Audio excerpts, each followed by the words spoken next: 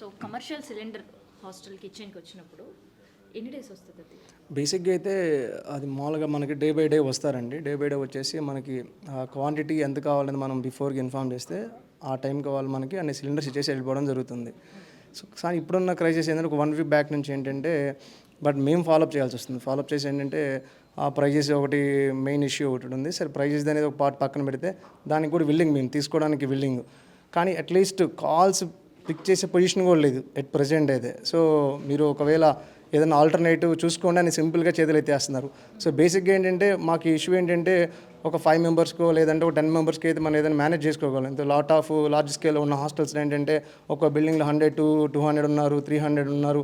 ఈ లార్జ్ స్కేల్లో అందరికి మెయింటైన్ చేయాలంటే కంప్లీట్గా మాకు సప్లై అనేది చాలా నీడ్ఫుల్, చాలా ఇబ్బంది పడుతుంది. లాస్ట్ 2 days నుంచి కూడా నేను నైట్ మేము 12 o'clock కూడా ఫోన్స్ చేసి రెస్పాండ్ అవ్వట్లేదు. లెటర్లు ఏం చెప్తున్నారంటే సో మీకు ఆల్టర్నేట్ ఏదైనా చూసుకోండి, బయట చూసుకోండి, ఇంకేదైనా ఉంటే ఫర్దర్గా మేము ఇన్ఫార్మ్ చేస్తామని చెప్పేసి కాల్ కట్ చేస్తున్నారు. ఈ బాధ మేము ఎవరితో షేర్ చేసుకోవాలి, ఎలా చేయాలి? సో మేము అందుకే అనుకున్నాం. సో ప్రతి ఒక్క ఏరియా ఇదే ఇష్యూ రిపీట్ అవుతుంది. At the same day hotels, restaurants same అదే ప్రభావం ఉంది. మా హాస్టల్ రంగంపై అయితే ఇంకా ఎక్కువ ఉంది. ఎందుకంటే ఎట్ ద సేమ్ డే పిల్లలకి ఫుడ్ పెట్టకపోతే వాళ్ళ క్రైసిస్ తెలియదు. ఎందుకంటే గ్రౌండ్లో ఉన్న ఇష్యూస్ ఏంటంటే వాళ్ళకేముంటే సింపుల్గా మీ ప్రాబ్లమ్స్ మీరు ఫేస్ చేయాలి, కానీ me at the same time rent కట్టినప్పుడు ఇంటర్నల్ ఇష్యూస్ మాకు ఎక్స్ప్లెయిన్ చేస్తాను. ఆల్రెడీ క్వశ్చన్స్ కూడా రైజ్ అయ్యి మాకు నిన్న చాలా ఇష్యూ అయింది. సరే వాట్ ఎవర్ బేబీ మేము కింద పైన పడి సరే మా ఉన్న స్టాక్ కొంత అవైలబిలిటీ పెట్టుకోవడం కూడా జరిగింది.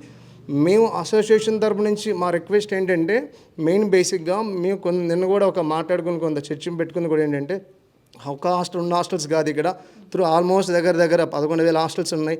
10 లక్షల మంది ఎంప్లాయీ కానీ స్టూడెంట్స్ ఉన్నారు ఇక్కడ.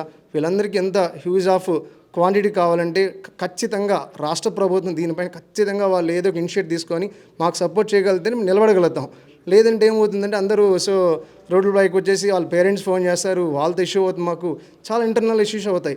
దయచేసి మా రిక్వెస్ట్ ఏంటంటే రాష్ట్ర ప్రభుత్వం మమ్మల్ని గుర్తించి మాకు ఏదన్నా కూడా ఈ 1 month లేదా 20 days దీనికి ఆల్టర్నేట్ ఏదో ఒకటి మాకు ఆ సెక్షన్ అప్పచెప్పాలని మేము కోరుకుంటున్నాం. మా విన్నపం ఏదండి ఇది.